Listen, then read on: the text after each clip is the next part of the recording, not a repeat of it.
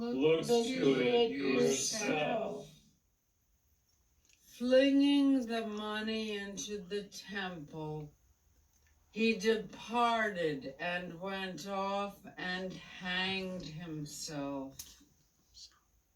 The chief priests gathered up the money, but said, "It is not lawful to deposit this in the temple treasury, for it is the price of blood."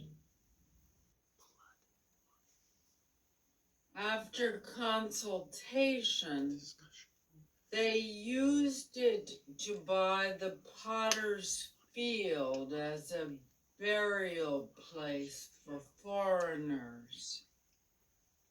That is why that field even today is called the Field of Blood.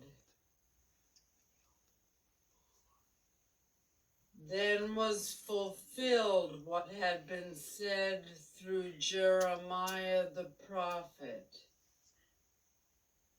And they took the 30 pieces of silver, the value of a man with a price on his head, a price set by some of the Israelites, and they paid it out for the potter's field, just as the Lord had commanded me. Now Jesus stood before the governor, and he questioned him. "Are you the king of the Jews?" Jesus said, "You say so." and when he was accused by the chief priests and elders, he made no answer. Then Pilate said to him, "Do you not hear how many things they are testifying against you?" but he did not answer him one word, so that the governor was greatly amazed. Now on the occasion of the feast, the governor was accustomed to release to the crowd one prisoner whom they wished. And at that time they had a notorious prisoner called Barabbas. So when they had assembled, Pilate said to them, "Which one do you want me to release to you, Barabbas or Jesus called Christ?" For he knew that it was out of envy that they had handed him over. While he was still seated on the bench, his wife sent him a message. "Have nothing to do with that righteous man. I suffered much in a dream today because of him." The chief priests and the elders persuaded the crowds to ask for Barabbas, but to destroy Jesus. The governor said to them in reply,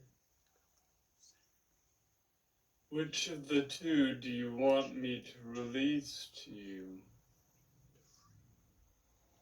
They answered, "Barabbas." Pilate said to them, "Then what shall I do with Jesus called Christ?" They all said, "Let him be crucified." But he said, "Why? What evil has he done?"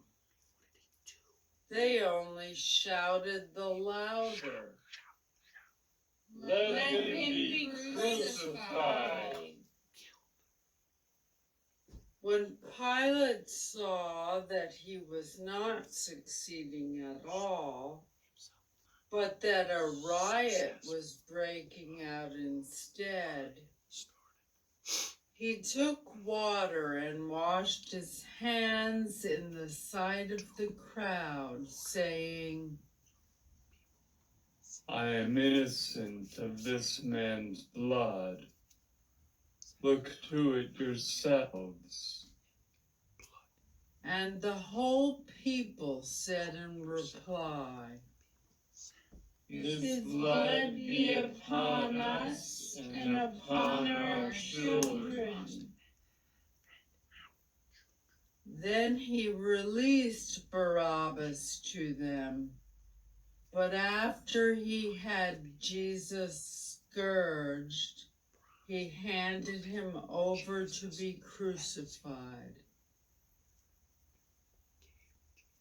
Then the soldiers of the governor took Jesus inside the praetorium and gathered the whole cohort around him. They stripped off his clothes and threw a scarlet military cloak about him. Weaving a crown out of thorns, they placed it on his head, and a reed in his right hand. And kneeling before him, they mocked him, saying, "Hail, King of the Jews!" They spat upon him and took the reed and kept striking him on the head. And when they had mocked him, they stripped him of the cloak, dressed him in his own clothes, and led him off to crucify him.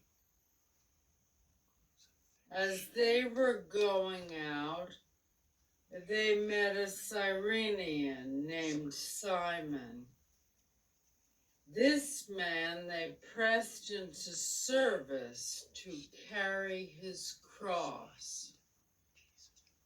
And when they came to a place called Golgotha, which means place of the skull, they gave Jesus wine to drink mixed with gall.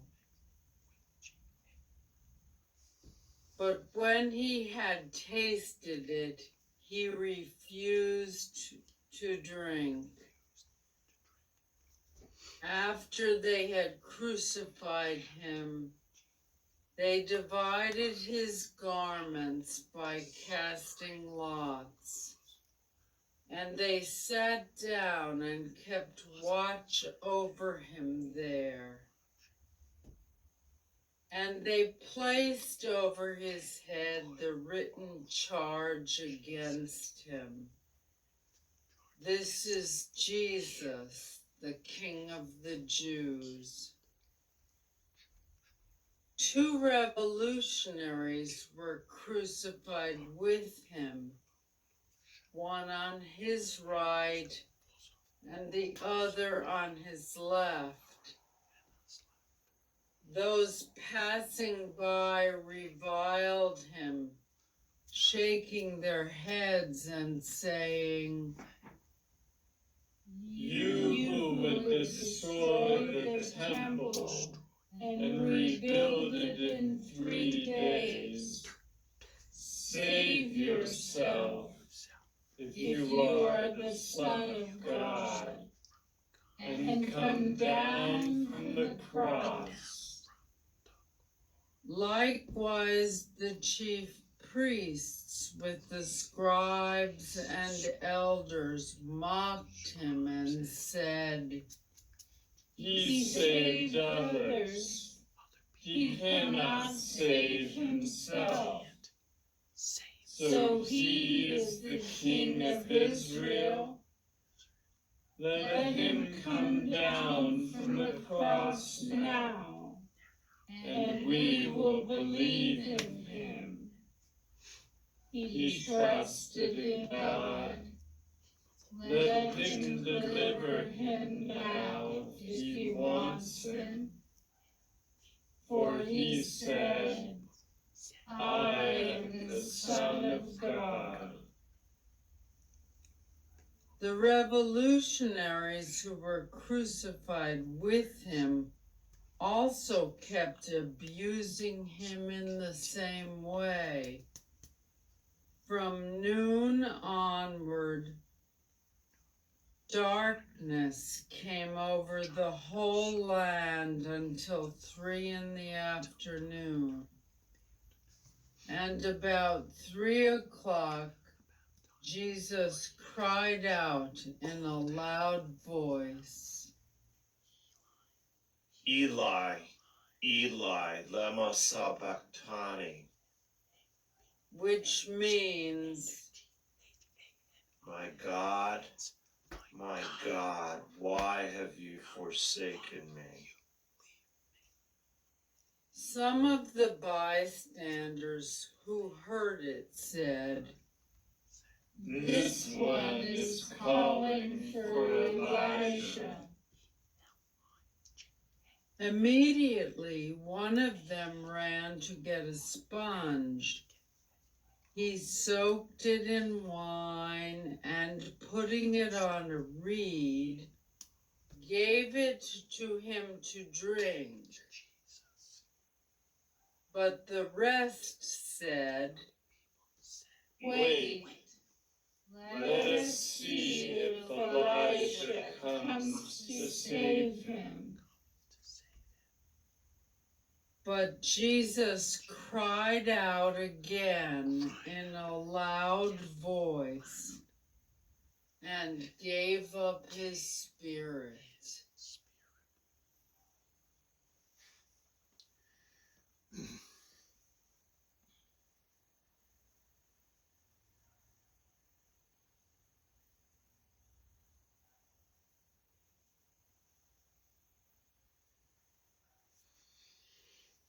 And behold, the veil of the sanctuary was torn in two from top to bottom.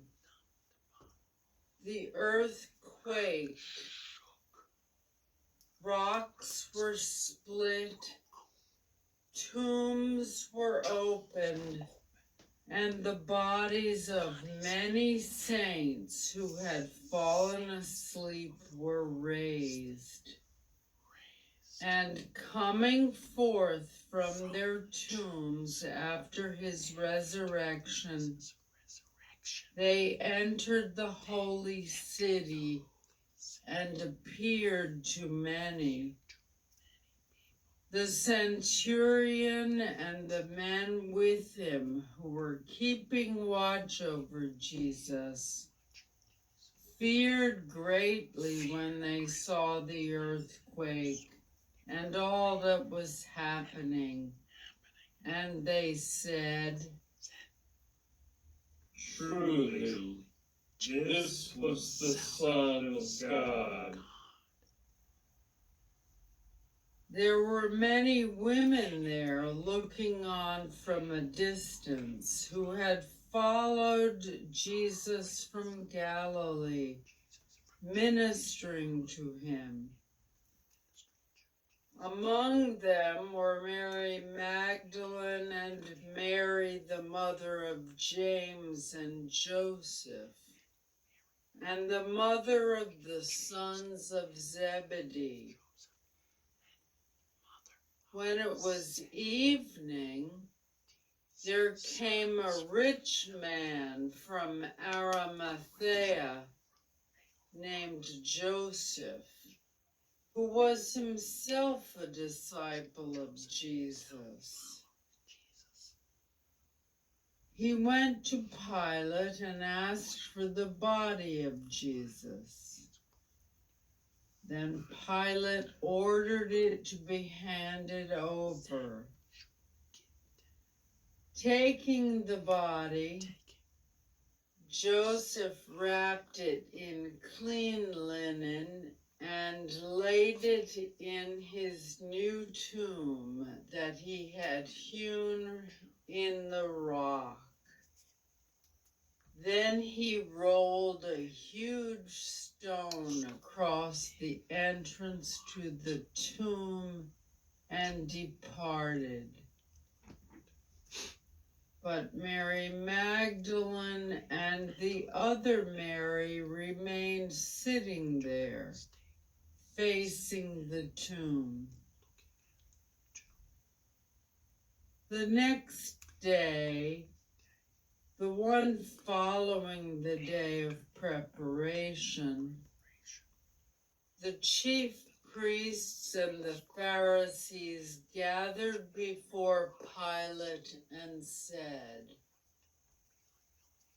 Sir, we remember that this impostor, while still alive, said, "After 3 days I will be raised up." Give orders, then, that the grave be secured until the 3rd day, lest his disciples come and steal him and say to the people, "He has been raised from the dead." This last imposture would be worse than the first. Pilate said to them, The guard is yours. Go, secure it as best you can. So they went and secured the tomb by fixing a seal to the stone and setting the guard. The Gospel of the Lord.